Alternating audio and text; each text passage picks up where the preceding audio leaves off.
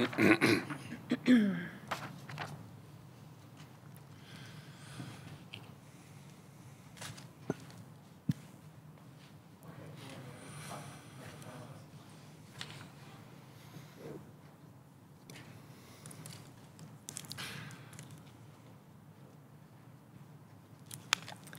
evening, and thank you for attending. My name is Deborah Exner, and I will be the moderator for this evening's candidate debate. Joining me is Ms. Paula Thomas from the Clean Elections Commission. The Citizens Clean Election Commission is the sponsor for this evening's event.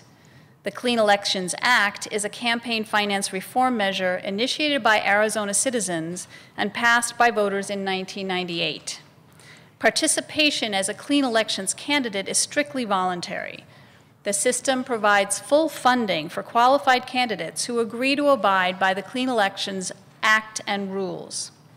To qualify for funding, participating candidates must illustrate the support of their constituents by gathering $5 qualifying contributions from registered voters in their legislative district.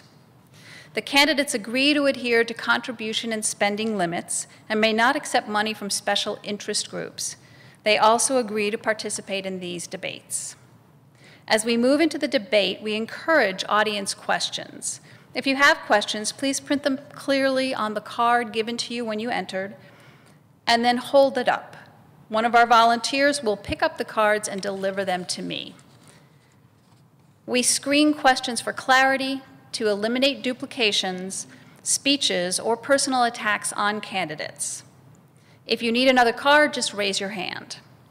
The debate is scheduled for 1 hour, so we may not get to all of the questions, but we will do our best. There's an independent timer who will see that all of the candidates have equal time to answer questions and will let them know when their time is up. Our format this evening will be opening statements for 2 minutes, a quick lightning round, 2 minutes to answer audience questions, 2 minutes to answer candidate-to-candidate questions, and closing statements for 2 minutes. We ask that you remain polite to all of the candidates and give them a fair and uninterrupted hearing, no matter how strongly you may agree or disagree with anything that being said. This means no applause, outbursts, or cheers, except when we introduce the candidates. This is especially important as closed captioning services will be made available after the debate for those individuals who are hearing impaired. As such, I will refer to each candidate by their full name prior to each question and ask that the candidates speak clearly into their microphone. This evening we have Mr. Gary Cox, Republican, running for State Senate, Mr. Michael Gidwani, Republican, running for State Representative, and Mr. John Lyon, Republican, running for State Representative.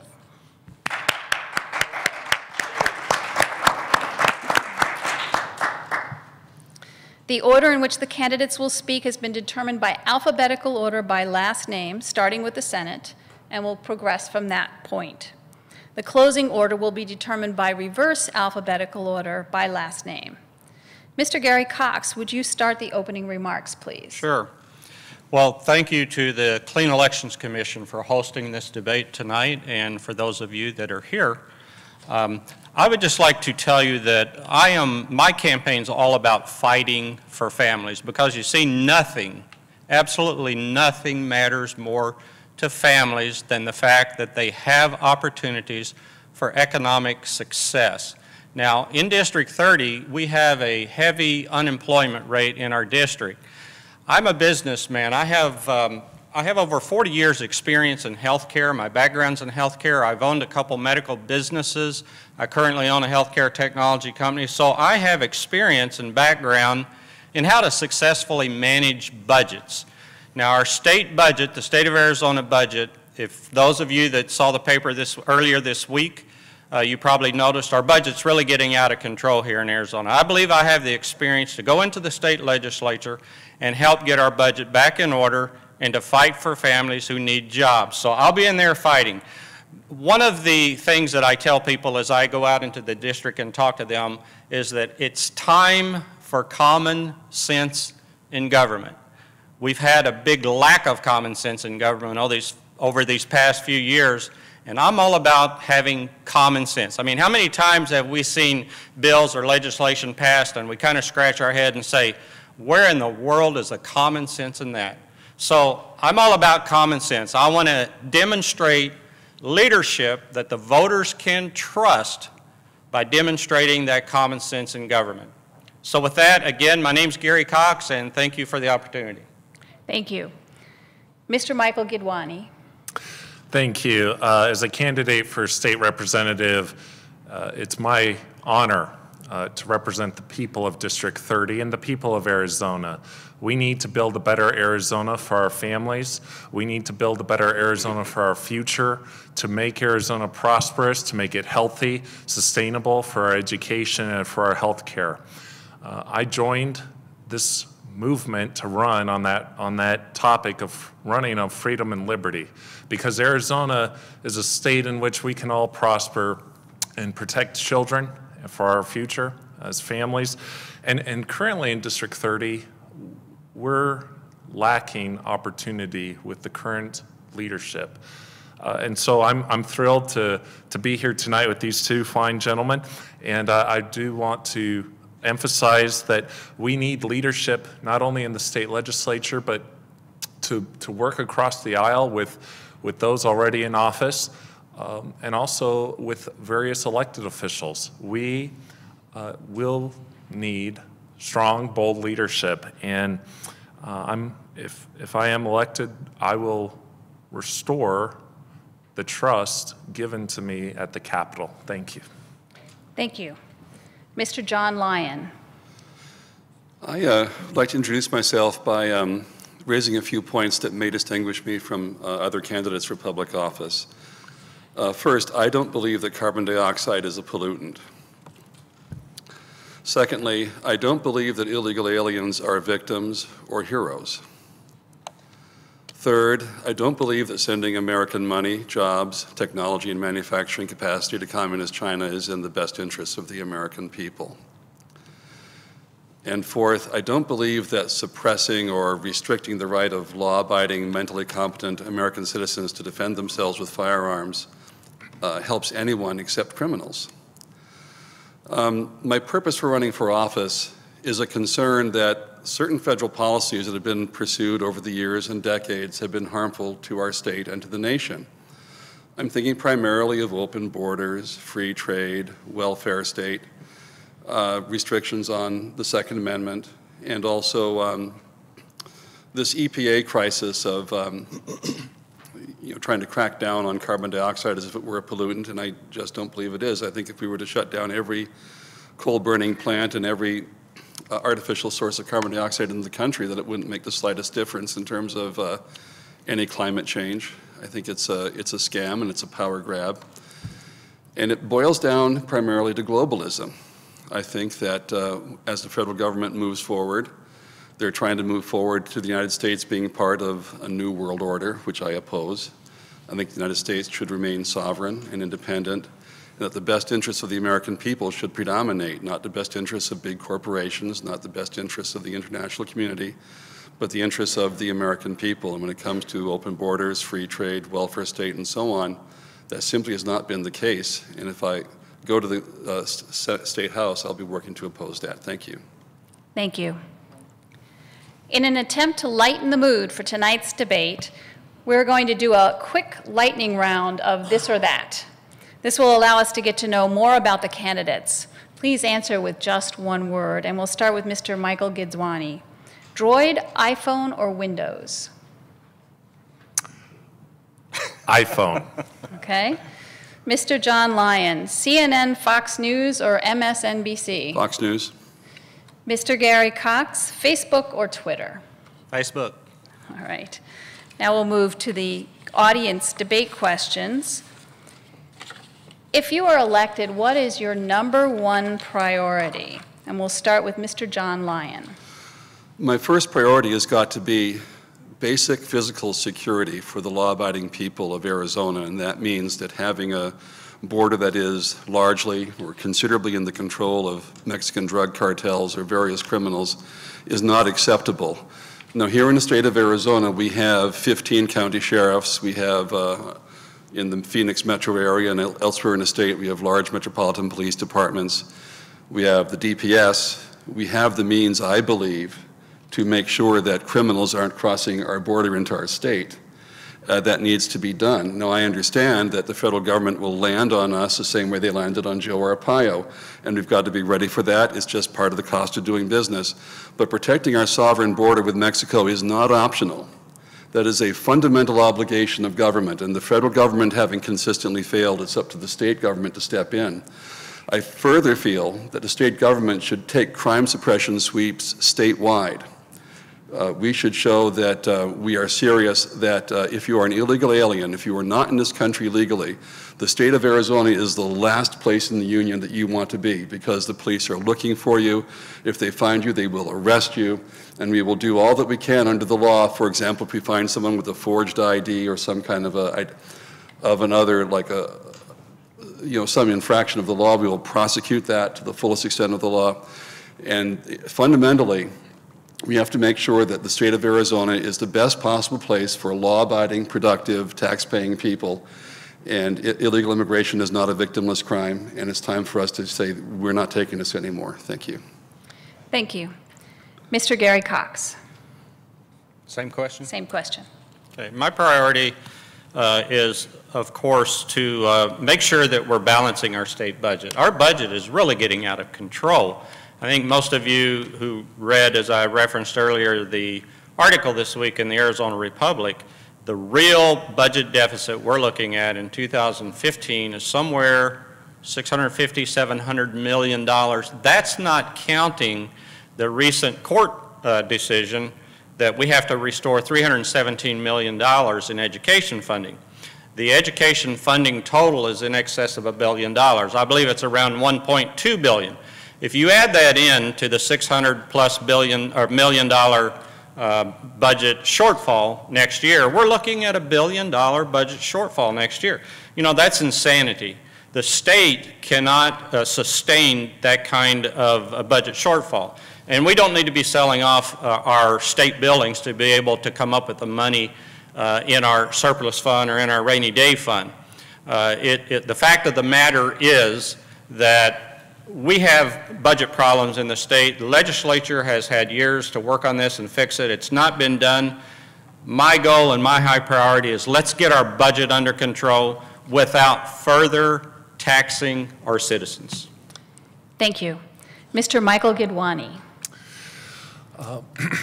Thank you. My top priority, if elected as your public servant, would be to balance the budget. As Gary alluded to, our budget is sinking like the Titanic, and we're going to freeze to death economically. We've lost our middle class, and it goes back to the notion of, do we want to live in a country, in a state that's free, or do we want a government that dictates the will on the people of Arizona? And we need to work on some things. As a public servant, one of the biggest things that I'm advocating for is the 10th Amendment. When the federal government steps in and tells that we didn't build that, well, I have a different answer to say that any rights that are not given to the federal government are given to we the people and to the states to decide. So with the state budget, that will be priority number one, working with the governor on day one. But I will also ensure that we have a healthy, sustainable, and vibrant educational system. Arizona is very good on school choice. We're going to continue to do that. I'd love to reduce the poverty rate in our district for K through 12 students. 48% live in poverty just in our district, but also on healthcare. We need to ensure that those who are struggling, we need to bring back some free market principles. So there's a lot of work to do, and I'm hoping that the three of us can get elected and really start to solve the issues of our state, and most importantly, listen to the people of Arizona. Thank you. Thank you. What do you intend to do about rising crime in our district, and how will you achieve your goal? Mr. Gary Cox. Well, there's a great program going on now, Block Watch program. Most of you have heard about that, and particularly I've been doing a lot of meeting with people in the Maryville area lately. They get some great Block Watch programs down there, and that is a significant factor in controlling crime, having families watching out for other families. I believe that families working together, no matter what party they're a part of, is highly important. I've been going to some of those meetings.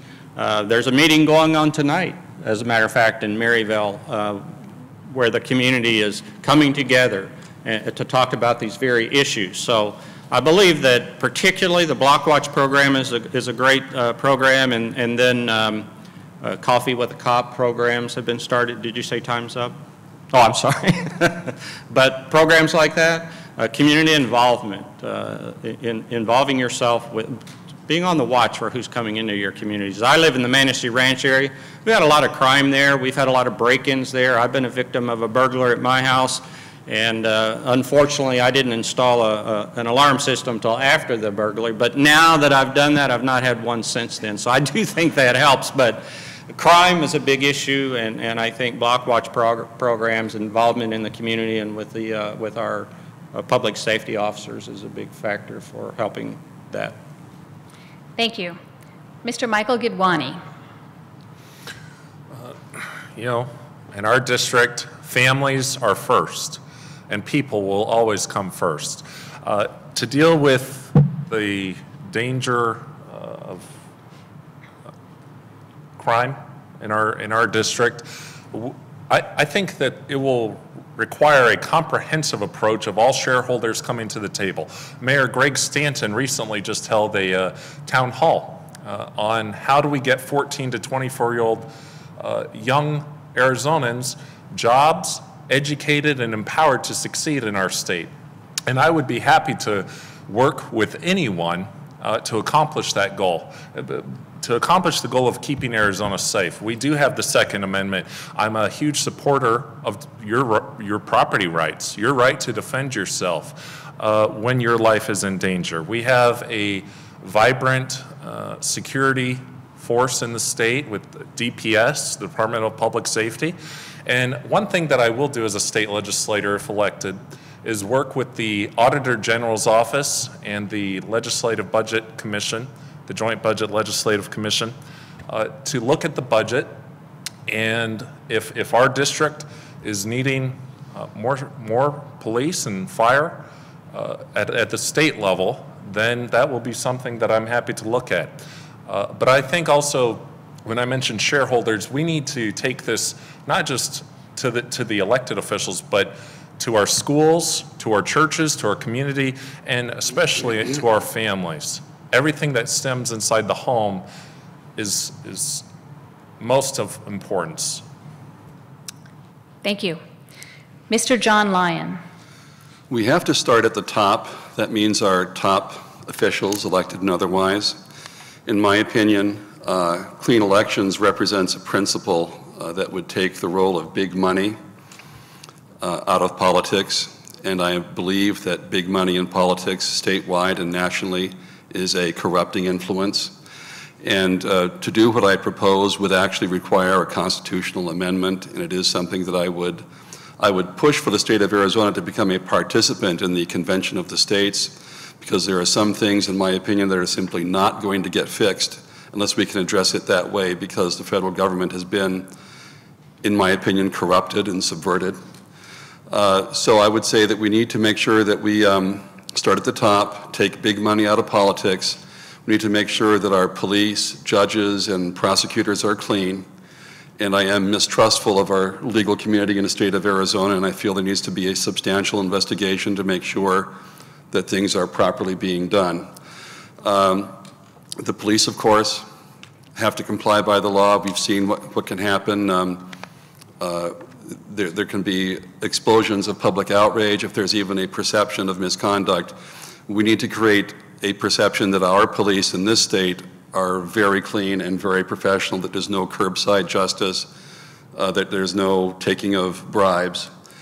And I also feel that our prisons and jails, it's imperative that we realize that it is not okay for our prisoners to be subjected to assault, sexual or otherwise, while incarcerated. We need to have a jail and prison be places that actually will turn out people who are better than they were when they came in. Not the case right now. It needs to be fundamental change. We need to change our attitude about what prison and jails are for and what we're willing to tolerate in terms of how our prisoners are treated in this state. Thank you. How will you allocate funds that are directed for education? What change would you make? Mr. Michael Gidwani. Thank you. That's a question that is going to require leadership, and it's one that I'm going to take. If elected and given the opportunity to lead the public, the first thing that I will do is work with the legislative body and come up with a new solution that will not only fund teachers and get the money inside classrooms that we so desperately need in K through 12 funding, but we need to, again, look at the state budget, which will take some sacrifice and personal commitment, and make necessary changes that are not being utilized by the public. And one thing that we could do is shut down and bring school districts together, consolidate school districts. That's one. Number two, I am all about school choice. If you want to homeschool your children, you are more than welcome to do that. We live in the United States where I believe freedom is something to be used and utilized in the family and in the home. And parents ultimately will decide the best educational route for their children. The state cannot dictate a bureaucratic, toxic environment for our children to be pawns in. But I will say this, that all schools will have healthier opportunities, and we will ensure that the high school graduation rates increase in our district. I don't want to see anyone in Arizona suffer. I want it to be a better place for our future generations. Thank you. Mr. John Lyon. I feel that the state of Arizona should convert from the current system that we have to a charter school system. In other words, we should take our current public schools and make them charter schools. What we currently have, in my view, is inefficient, ineffective, and in my opinion, there's no amount of money that you can throw at this problem that will solve it unless we change some of our fundamental assumptions. In my opinion, if someone is unwilling to learn and unwilling to behave, once they get beyond the 6th grade, the taxpayer has no obligation to keep that young person in school. We should not have public schools that are playgrounds for gangsters. We should have public schools that are places where people come to learn, where people understand that this education that they're receiving is very valuable. And that if you're not interested in that, if you have other agendas that you're pursuing when you come to school, you're in the wrong place. I believe the way to do that is to convert to a charter school system where some of those charter schools are going to be dedicated to structure and discipline. They're not going to be an after-school musical or that kind of thing. They're just going to get the bare bones and the basics, and people who want to get the art and the music and the intramural sports and the neat, cool things that you can have in the public schools need to earn that by some kind of effort and a willingness to behave appropriately while on school property. And right now we think, well, we don't have people, they can't pass Ames, so let's do something else. Let's do Common Core. Maybe they'll pass it if we call it Common Core. Well, here's a clue, they won't. They weren't passing it when we called it Ames, and they're not going to pass it when we call it Common Core. They're going to pass it when they decide that it's in their interest, and then that's what they want to do. And we need to encourage that by letting them realize you either behave appropriately and act like you're trying to learn, or you're out. Thank you. Mr. Gary Cox. Well, I'd like to say first and foremost that I definitely support education. I support teachers particularly and students. When we come to the education budget, this is a huge part of our state budget. In fact, the education budget alone consumes almost 50% of our total state budget. 50%. Now think about that. That means that everything else has to be covered by that other 50%. Now, of the 50%, that includes that of that 50% that is the education budget, almost 50% of that amount goes to administrative overhead. I'm opposed to that. I think that's insanity, frankly, for that much of the education budget to be spent on administrative overhead. One of the things that I would specifically do is that I would introduce legislation to statutorily limit administrative overhead to no more than 35% of the total education budget. That will put millions of dollars into students, into the classrooms, to teachers without adding one single dollar to the total education budget. Here's a statistic. In the Isaac School District, right here in District 30, we have 9 schools in the Isaac District, and those 9 schools have 40 top administrators. 40 top administrators in a 9-school district. I use the word insanity again. That's crazy. Thank you. What is your opinion on Medicare expansion? Do you agree with it? How would you fix it? We'll start with Mr. John Lyon. I assume you mean Medicaid expansion, and I'm against it. The audience member wrote Medicaid, okay. My feeling is this. One of the things that's killing us most in this country is the welfare state. We've had 45 or more years to figure this out. Teaching people to have a higher and higher level of dependence on government is unhealthy for the individual, for his family, for the community, for the country.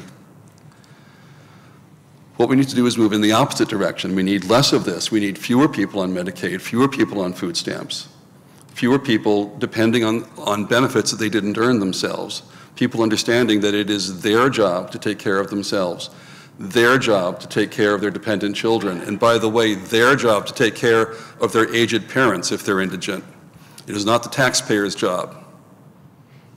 The government hasn't done anybody any favors by expanding this so-called safety net. This is a net in a different sense. It's a net that is entrapping our whole nation and bringing it down. For a number of years, going back to 2006, approximately half of the births in the state of Arizona have been paid for by access. That's not sustainable. Who's going to pay for that? We're going to have everybody on public assistance. Who's going to pay for the benefits?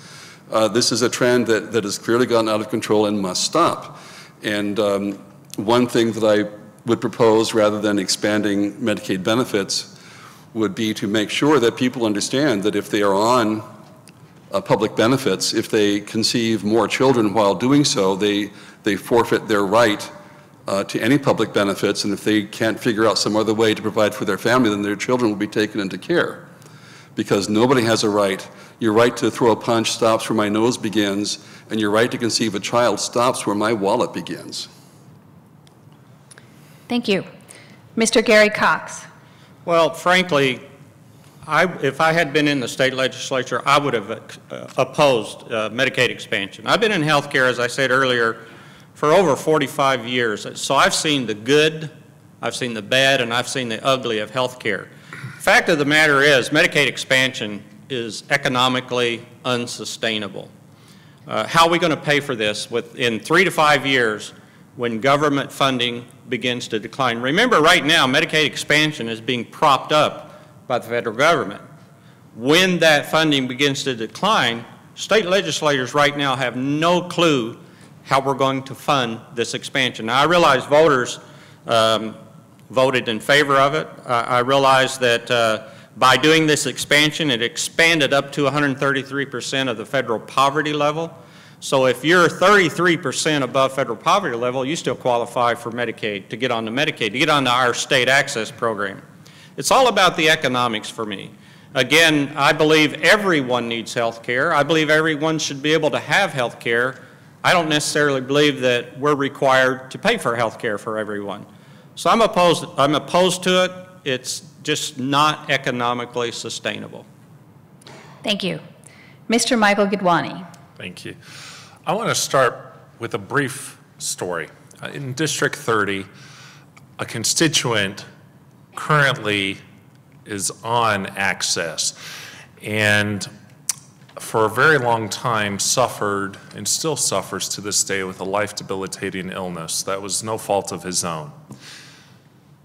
As a candidate and as someone who understands what it's like to have pain, as we're all mortal and have probably in our lifetime seen a doctor, I fully now understand a little bit better of the value of health care, of how much is needed to be invested from our nurses, our doctors.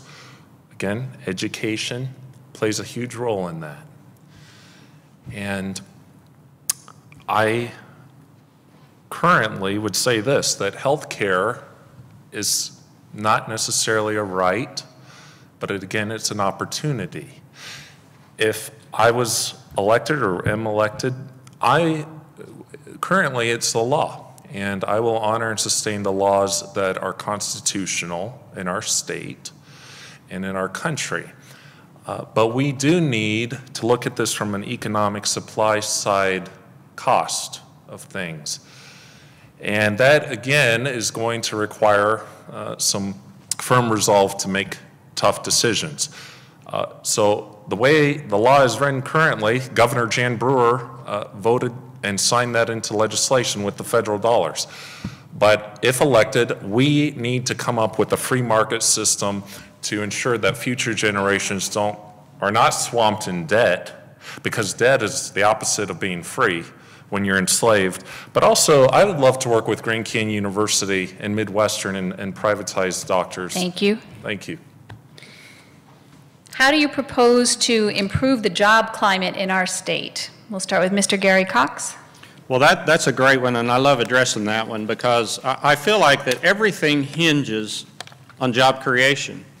Our budget, no matter what it is, whether it's out of control by $1 billion or whether it's in control, everything that the state government does is dependent on having the funding to do it.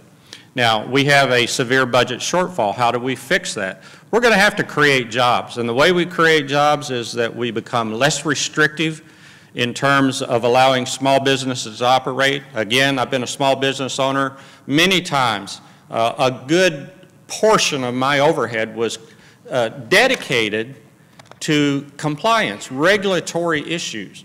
Now, had I been able to free up some of that money for compliance issues that were being duplicated by another agency that I was paying, that would have allowed me to create jobs. So what we have to do is we have to have a less regulatory environment.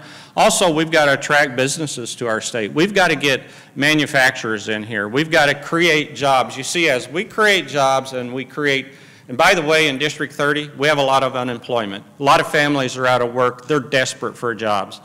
When we get jobs in here, we expand our tax base, not by increasing your taxes and my taxes, but by bringing more taxpayers into the system. When you have more people contributing, you've got more funding. With more funding, you're able to support education, you're able to support health care, you're able to support all of these other programs. So it's all about job creation, attracting businesses, creating jobs, creating a less regulatory environment.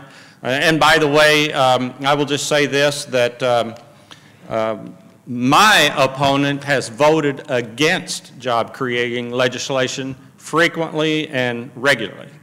I'm supportive of small business owners and job creation. Thank you. Mr. Michael Gidwani. Thank you. If we're going to talk about jobs, we need to start talking about the people of Arizona and the middle class. The three incumbents, I've not heard any one of them mention middle class, which is scary. The middle class is the backbone and vibrancy of our economy, of our GDP. At the state level, the three questions that come to mind are, do we want the government telling us what to do? Do we want to keep more of the fruits of our labor? And do we want government playing by the same set of rules? And the answer that I've received by most constituents is yes, we want to keep more of the fruits of our labor. So I want to empower the workforce, number one, by encouraging small business development here in the state. That means that we're going to be eliminating taxes that are toxic to the business environment, to small business owners, to entrepreneurs. And I would love for jobs to work with our state in education, because you look at a company like Starbucks, which is working with Arizona State University to encourage higher education models. They're on to something. It's not the government getting involved, it's private free enterprise reaching out, making this state the best that it can be. And in District 30, we've got Grand Canyon University, DeVry, several colleges, and several talented individuals who can achieve the American dream. Thank you. Mr. John Lyon. I think it would help to repeal the state income tax, replace it with a consumption-based tax, primarily a sales tax. I also feel that regulation should be cut to be more attractive to businesses. I feel that the immigration issue is relevant to this because what we have currently is a situation where employers who do not hire illegal aliens are at an advantage because their competitors are. If we have a level of enforcement of regarding immigration law that would effectively remove virtually all or almost all the illegal aliens from our state, no one would be able to gain an unfair advantage by hiring cheap, exploitable illegal aliens. They'd have to hire legal residents. That would dramatically increase the job prospects for people who are here legally. I think that also an Arizona State Bank would be a good thing to have. In other words, rather than putting our money that we collect from governmental or quasi-governmental operations, whether it's CAP, SRP, workers' comp, whatever it is, that money should go into an Arizona State Bank, not into one of the Wall Street predator banks. We should try to keep more money here. The Arizona International Development Authority should become the Arizona Development Authority. And the Arizona Commerce Authority should spend its time building up locally owned and operated Arizona businesses, not attracting someone from China to come in here and develop our state. We need to keep our money here and have Arizonans developing our state with Arizona businesses. Thank you. Will you stand on your principles even against your own party pressures? We'll start with Mr. Michael Gidwani. Yes. I am running my campaign because I was approached to do so by the people of this great state. And there are going to be issues from previous elected officials that I'm going to be happy to maintain relations with. In fact, my policy has always been that my door will always be open at the state capitol for anyone, regardless of party. And I think that's what the people of Arizona are looking for. We're tired of an R's and D's, and I'm going to replace it with a C, character, because character counts. And if you cannot look someone squarely in the eye and shake their hand at the end of the day, that they can count on you to at least be able to talk and give you their viewpoint, then the role of the public servant is to question with boldness, hold to the truth, and speak without fear. And I'm happy to work with any elected official, from city council to the sheriff to a congressman or woman, regardless of party and regardless of where they stand philosophically. It's important that we adhere to the rule of law and the Constitution, and that the will of the people is listened to. Thank you. Mr. John Lyon. I am a proud Republican. I plan to remain so. Part of my reason for running is that it's my wish to rebrand the Republican Party from being the party of the Chamber of Commerce, the Council on Foreign Relations, and Israel, to being the party of the American people. There are policy areas where I think our party has consistently let the public down. I've mentioned most of them before: open borders, free trade, welfare state, unnecessary foreign interventionism, funny money, and debt. These serve our public badly, and I'm not sure that our government officials are actually trying to serve our government well. I would like the Republican Party to be a party that the public can turn to and say, well, we want to deal with an American party. We don't want to deal with people who are sending our jobs overseas and letting our borders being overrun by criminals, and so on and so forth. So I'm a dedicated Republican. I will be a loyal member of the caucus, but I'm definitely going to push that caucus. They're going to be answerable to me and to the people. If I go to the state legislature, it will not be in order to bring home the bacon for LD30. It's going to be to push hard on issues that I think are very important for Arizona and for the whole nation. And if anyone doesn't want that, then don't vote for me, because if I'm elected, that's what I'll do. I'll start the day I arrive, and I won't stop until the day I leave. These policies are unacceptable. And where the Republican Party needs to search its soul, maybe bring about some change, then I want to help that process to happen, but I will do it as a loyal Republican. Thank you. Mr. Gary Cox. Yeah, would you repeat that question again? Sure thing. Will you stand on your principles even against your own party pressures? Yes, absolutely. My campaign signs, for those of you who may have seen them out there, state, "I'm fighting for your family." I'm not fighting for a party agenda. I'm not fighting for politicians. I'm not fighting for the same old political ideas. I'm there to represent the families in our district, actually, and all the citizens of the state of Arizona.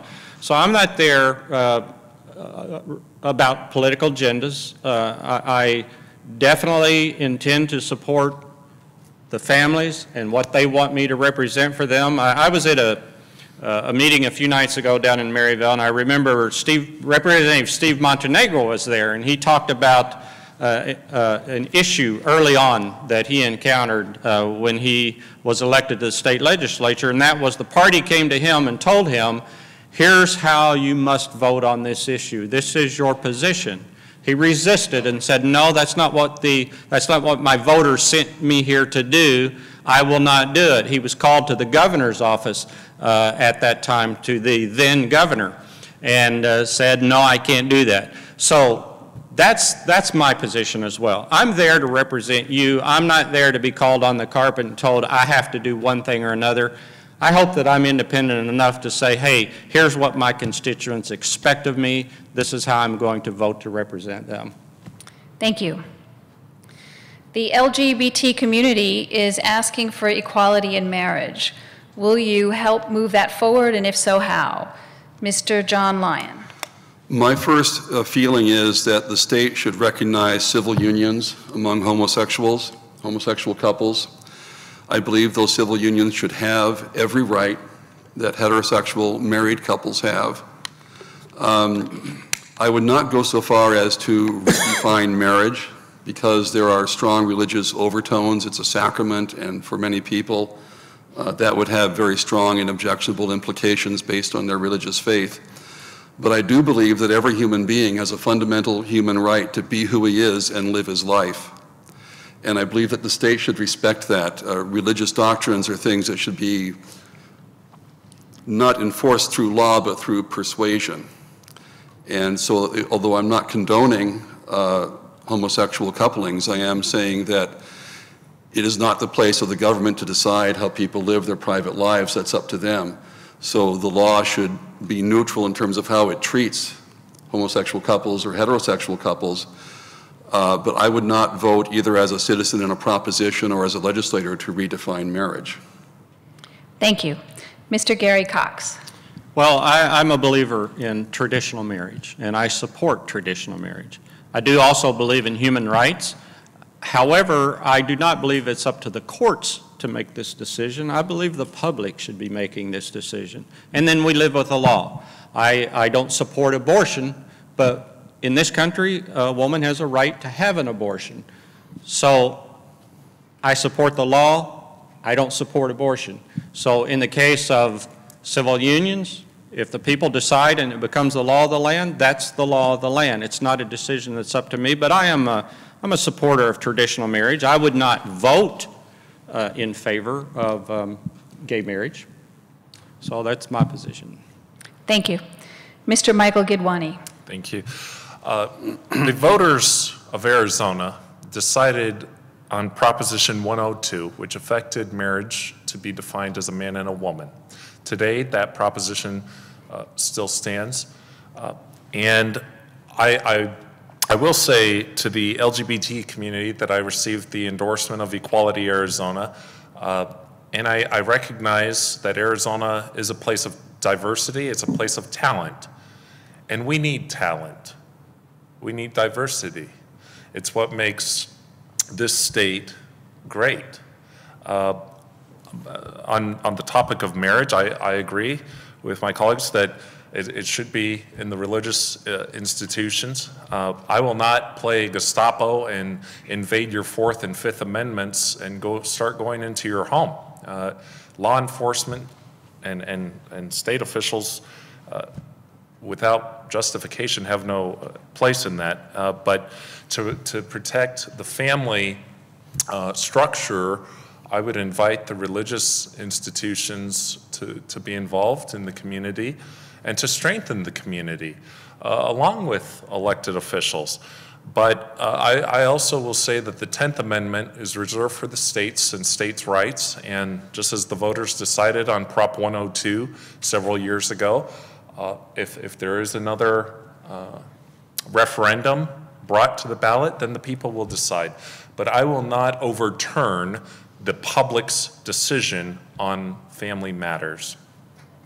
Thank you. Do you believe our medical facilities are prepared for a virus pandemic? Mr. Gary Cox, excuse me. Well, I suppose that depends on the particular pandemic. I mean, the big issue out in the public now is the concerns about Ebola. I'm not really overly concerned. We have some of the most modern hospitals in the world here in this country. We have more sterile processes in place. We have things in place that other countries don't. Now, the fact that we now have people coming into this country that have been overseas or contracting Ebola, there was a man that died just this week from Ebola. The first, I believe he's the first one that was, that came, he was not the first one that came here. There were a couple others that were treated, successfully recovered, a couple doctors. But this is a gentleman that came into our country who had been to Liberia, and he got infected. And so I think we have to have some sort of method of determining in advance of people coming specifically from locations where there are known outbreaks of viruses. Of course, there must be something in place. A few years ago, I went to Mexico on an airline, and when I went through the airport, they scanned my forehead to see if I had a temperature. It was during that time of the, I believe it was some sort of a flu virus, the bird flu or whatever, and so they scanned me to see if I had a temperature. Well, there are things that we can do here, but I'm not as concerned about the kind of thing that's happened in Africa, because we just have a much more modernized healthcare system that I believe is equipped to really manage any kind of an outbreak that would occur here.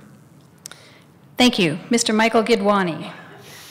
I would certainly look to our elected officials to provide for the well-being of the people when it comes to public safety. And if there is any concern on that, then that's something that I'm definitely going to look for the first day I'm elected at the Capitol. I will say that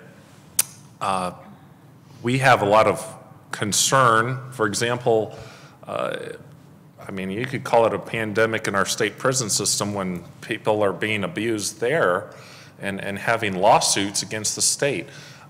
So if that's a healthcare crisis in of itself, but for the general public, absolutely, we need to work with the healthcare industry, the pharmaceutical industry, with doctors and physicians who do microbiology and make Arizona as safe as it can be, but also as healthy as it can be. Whether that's teaching our K through 12 kids, proper nutritional habits, and that starts in the family. Also by allowing individuals to get the best health care that they can through the free market. I'm all about, doctors having a cash payer system if they so choose, and bringing the public to the best that it can be, the safest that it can be, that Arizona can provide for its citizens. Thank you. Mr. John Lyon. I would just say that if our state had a pandemic of some kind, Ebola or whatever it was actually killing thousands of people and creating many tens of thousands of cases all at once, unless our state was the only one or one of only a few, the ability of our federal government to jump in and save us might be limited. We need to think about in terms of what we could actually do for ourselves, by ourselves. And if many tens of thousands of people became sick all at once, obviously the only institution large enough to deal with a crisis like that would be the government, and the government would be jumping in trying to jerry-rig something. What precautions are already in place, I don't know. I'm not really that familiar with our emergency preparedness here in the state.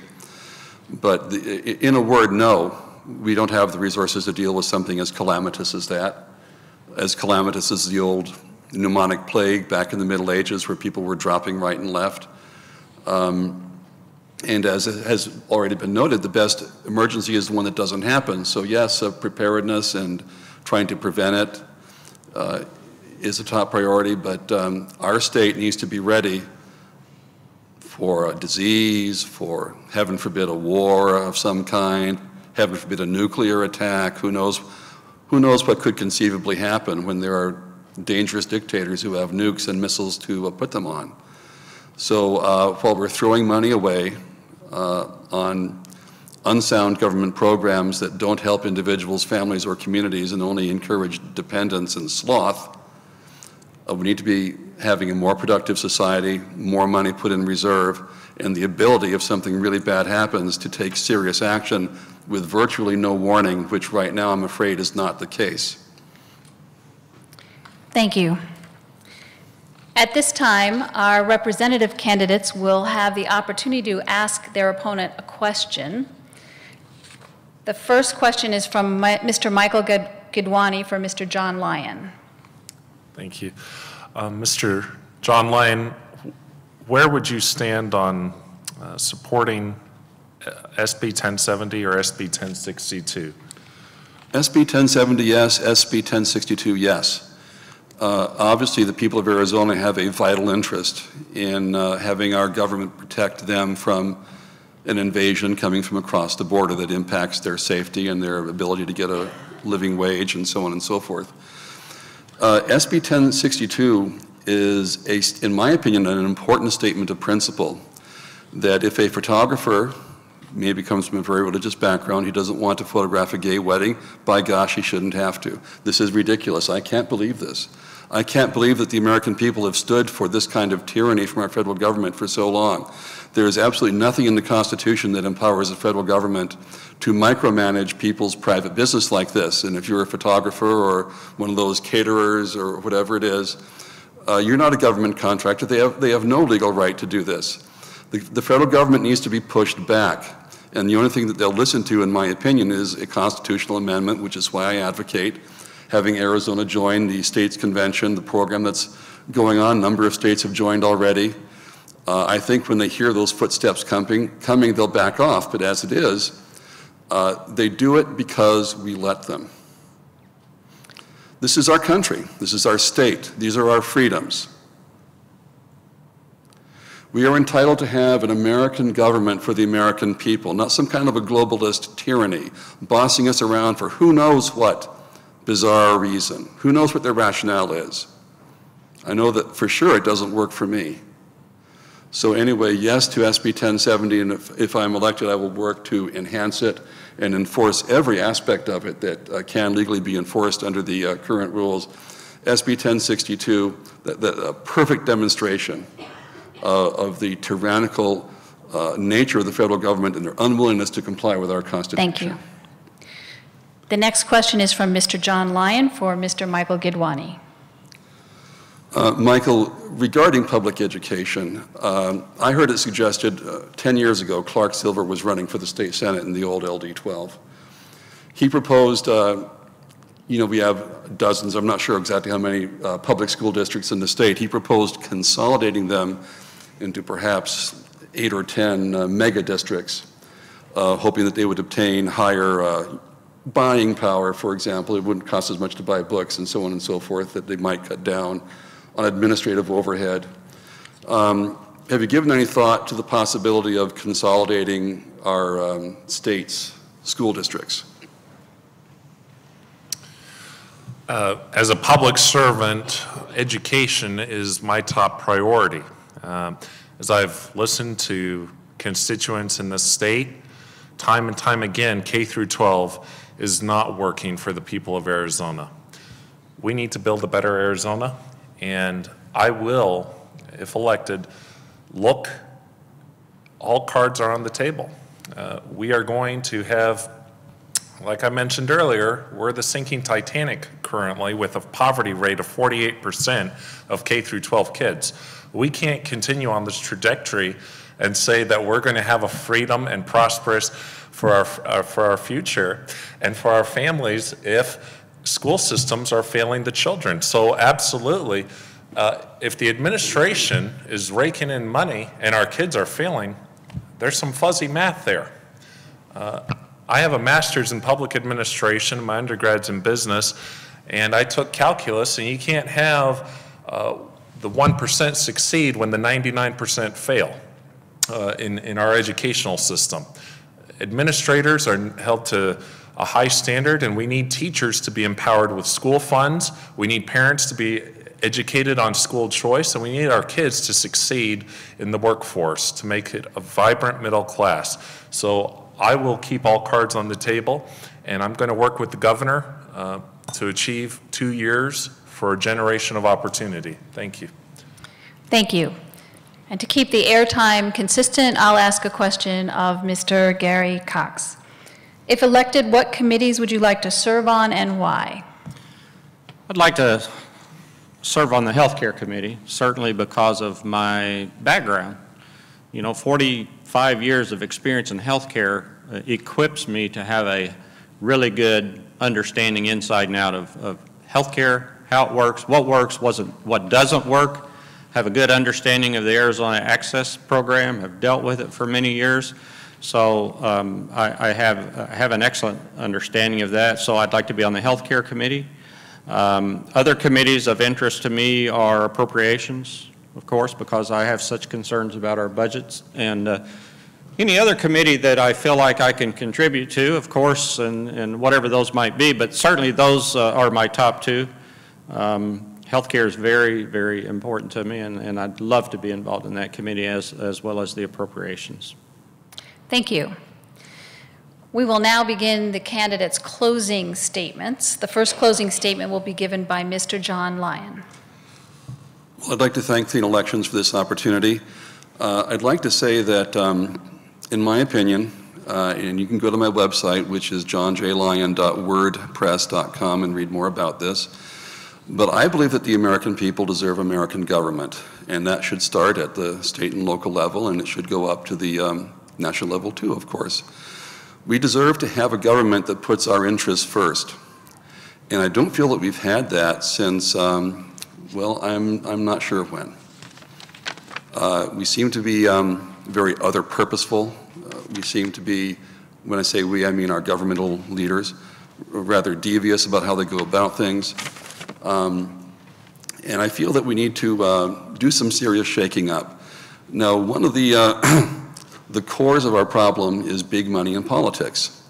Now, the Supreme Court, to some extent, is taking that out of our state's hands, and I feel that makes it incumbent upon us to join a state's convention to propose amendments to the Constitution, and very strictly lay down the law to the federal government that we are not going to allow big contributions in the primary or the general election. We're not going to allow these special interest groups to come in 90 days prior to an election to quote-unquote educate the public with their ads. We need to lay down the law so that people who can only afford a $5 or $10 or $20 contribution aren't at a disadvantage compared to the big bankers on the East Coast. So that's number one. And once we get started, there might be no stopping us. We could go ahead and lay down the law regarding a balanced budget. We could lay down the law regarding immigration and trade, welfare state. Everything is on the table, but we have to show them that this is our country. They're not governing us in our interests, and we're going to fix it. And anyway, that's what I have to say. Thank you. Thank you. Mr. Michael Gidwani. Thank you. November 4th is a day in which we will all be able to give of ourselves and vote and use our civic duty that the Founding Fathers gave for us as a principle. And I'm grateful to be running to represent all of the people of Arizona.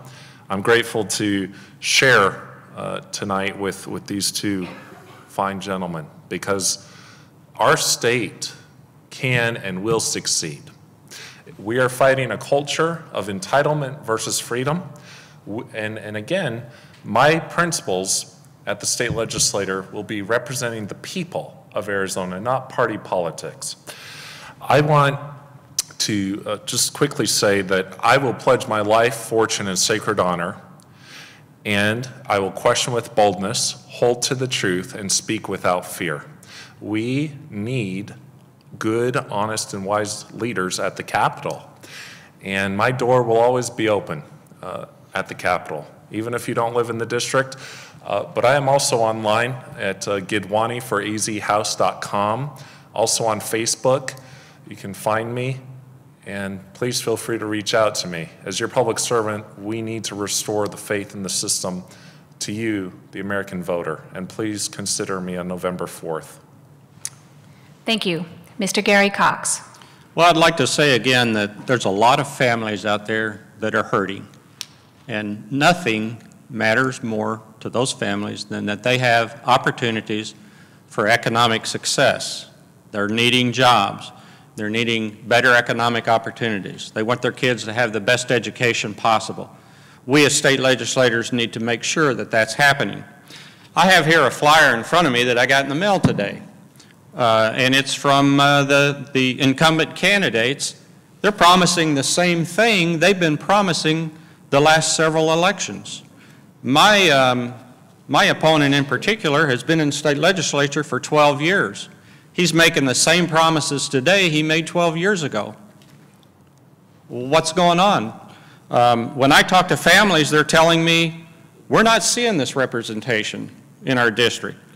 So I'm always going to be out there representing families, and the questions I'm going to ask when legislation comes before me, the questions I will always ask are, is it necessary? What does it cost? How's it going to be paid for? Does it help or hurt families? And what is the overall impact on families and our state? If you'd like to have more information about me, about where I stand on many, many positions, I invite you to visit my website. It's GaryCox4Senate.com. I have some cards out on the table out there. You can pick up a card. It's got my website on it. But I'm here to fight for families. I'm here to help families have better opportunities, because really, it's all about the family. It's all about the family. So thank you. Thank you. We thank you so much for participating in our forum, and we thank all of you who took the time to come out and inform yourselves before voting. We encourage you to find out more about clean elections and the candidates running by visiting www.azcleanelections.gov. A link to the video of this debate, as well as other clean elections debates, will be posted on that site within 72 hours of a scheduled debate. We also ask that you fill out the debate evaluation form you received as you entered and return it to one of our volunteers. Your feedback is important to the Commission. Thank you all for coming tonight. Thank you.